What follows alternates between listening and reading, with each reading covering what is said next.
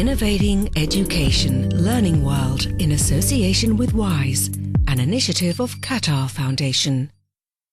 According to the United Nations, 115 million primary school-age children still are not in education, and 54% of those children are girls. International Women's Day is a reminder that in many countries, women still face major barriers to becoming fully active members of society. This week on Learning World, we visit particularly conservative and male-dominated societies in Pakistan and Afghanistan. Sakeena Yakoobi devotes her life to empowering women in Afghanistan and is the founder of the Afghan Institute for Learning, an NGO which runs more than 150 education and health projects across the country. Her NGO aims to develop critical thinking, promote women's health awareness, and most importantly, to encourage women to challenge traditional faith-based social boundaries. Sakeena talked to us about the challenges she faced both during and after Taliban rule.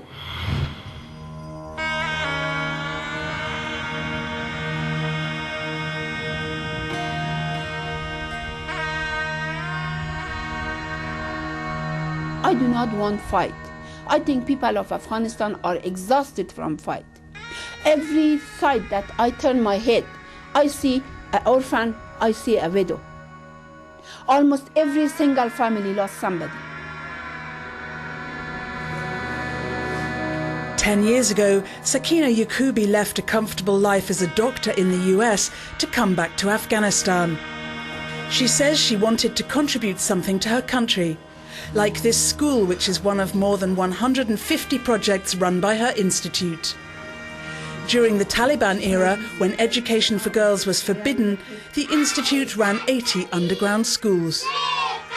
Now, girls can go to school openly, and the challenge is to change the culture of this deeply conservative society through education.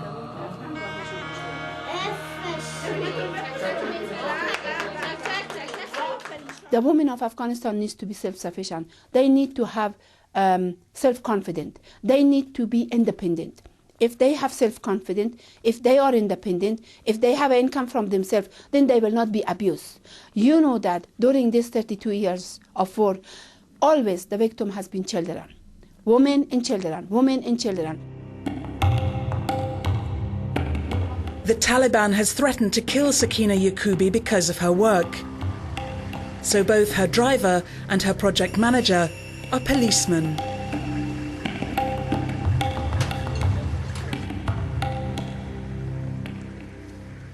I really don't scare anymore, because I feel that when I teach somebody, when I help somebody, that somebody can teach another individual, and that really will bring the change. And I want to bring change to Afghanistan. On average, Afghan women have 7 children each. In the clinics run by the Institute, they focus on empowering them and teaching them about birth control.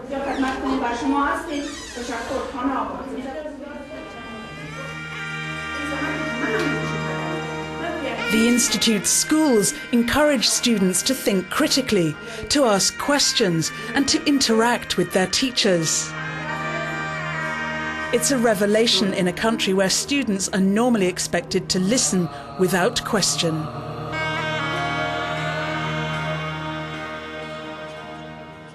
A lot of students are traumatized.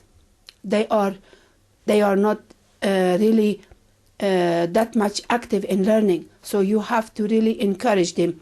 And encouraging them, if you have a teacher who is friendly toward the students, then you can help the students to start being active back again. The Institute asks communities to donate 30 to 50% of the resources needed for a project in their area in order to strengthen local involvement.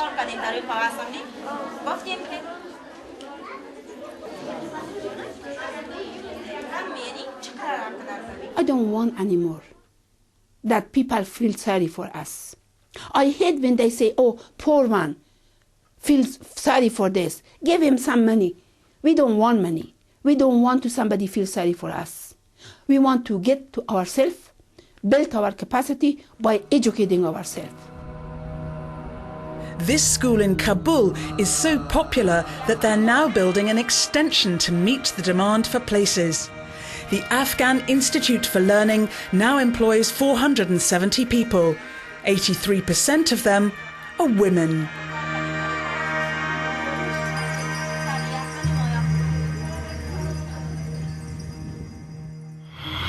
In Pakistan, more than 70% of women are illiterate.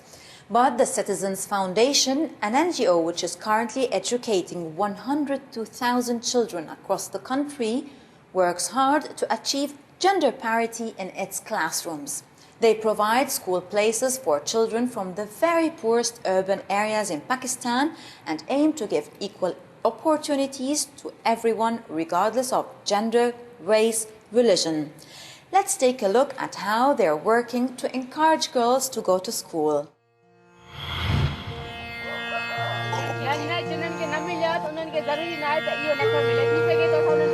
Here in the Punjab region of Pakistan, getting an education is a rare piece of luck, especially for a girl. In Pakistan, nearly 50% of all children receive no education at all, and over 70% of women are illiterate. But Nazish Karam is the head teacher of one of 130 schools run by the Citizens Foundation across the country. Citizen Foundation schools particularly encourage female enrolment.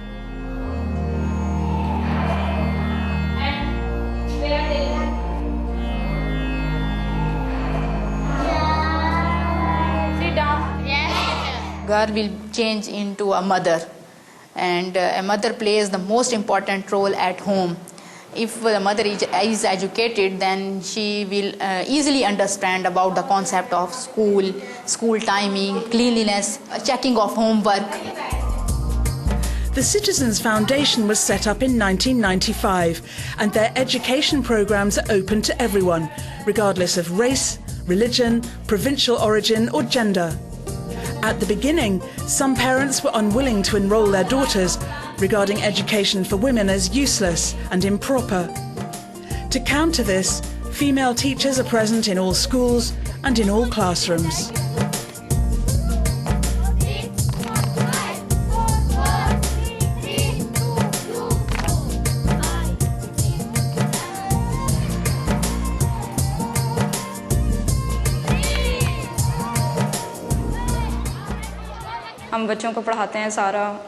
Teaching women to read and write helps improve the well-being of an entire family, reduces birth rates, encourages education for all their children, improves the family's diet and sanitary conditions, and boosts their status within the community. Out of 173 million Pakistanis, 72 million adults are illiterate, but the girls are working to change this. Girls are very hardworking, but boys are so much careless.